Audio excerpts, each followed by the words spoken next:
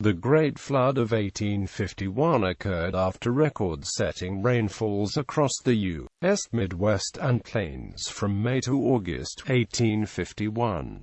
Hardest hit was the state of Iowa, with significant flooding extending to the lower Mississippi River basin. Historical evidence suggests flooding occurred in the eastern plains, from Nebraska to the Red River basin, but these areas were sparsely settled in 1851. Heavy rainfall also occurred in the Ohio River basin, Nebraska. Limited accounts from western regions suggest flooding was bad in eastern Nebraska, but this area was sparsely settled and therefore there is little information. Indirect evidence for flooding can be seen in historical accounts. For example, the flood knocked out a bridge at Shell Creek, Nebraska. Iowa. Iowa was the state most affected by the flood of 1851. Flooding in Iowa was probably exacerbated because the Des Moines River basin, where the worst of the flooding occurred, had been settled for less than 10 years. Residents had never previously experienced a major flood, and river towns lacked levees and substantial bridges that could withstand flooding. In 1851, 74.5 in of rain fell in Iowa, a record that holds to this day. The worst flooding occurred May to June in the Des Moines River basin, and early August in eastern Iowa. Major rivers included the Cedar, Iowa, Skunk, Maquoketa, and especially the Des Moines rivers. Major flooding in 1851 occurred in Bentonsport, Croton, Bonaparte, Des Moines, Eddyville, Farmington, Iowaville, Keosauqua, Muscatine, Oskaloosa, Ottumwa, Red Rock, and Rochester. The floods affected the lower areas of Iowa City. The first great flood after the white settlement of this valley occurred in 1851. That rise came after a wet season that kept the stream about full, and one that was unexampled in the violence of its rains, deepening to a waterfall early in August of 10 inches in 24 hours. The water rose to the west side of the university campus, which was then the State House yard. There were but few houses on the bottoms, but they were deluged.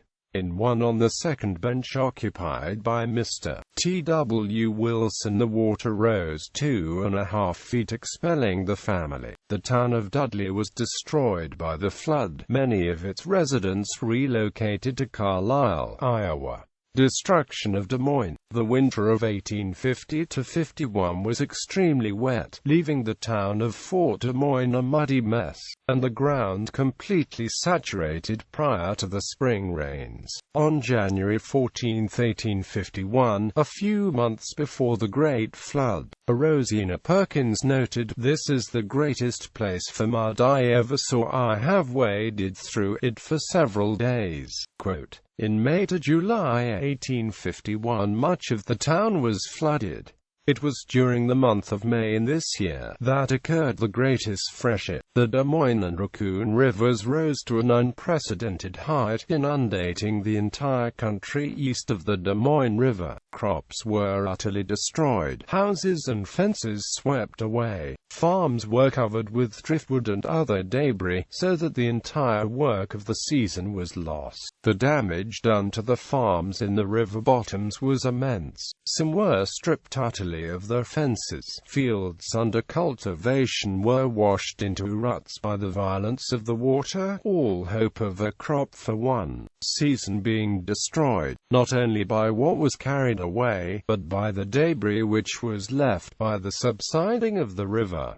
It was almost impossible to estimate the losses. Roads were rendered impassable, bridges swept away, the mail stopped, and traveling by land to any distance utterly vetoed. Houses were carried away, mills damaged, timber floated off, and all manner of mischief done by the flood.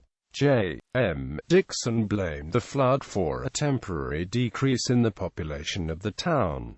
Flooding on the lower Mississippi. Substantial flooding occurred in the southern Mississippi region, although the lower Mississippi normally could easily handle higher rainfalls from the upper Mississippi. In 1851, heavy rains in the Ohio River basin caused flooding south of St. Louis. This was exacerbated by heavy rainfalls in the Red River basin and Arkansas River basin. The Arkansas and Red River basins were sparsely settled in 1851, so a full account of the severity of flooding is impossible.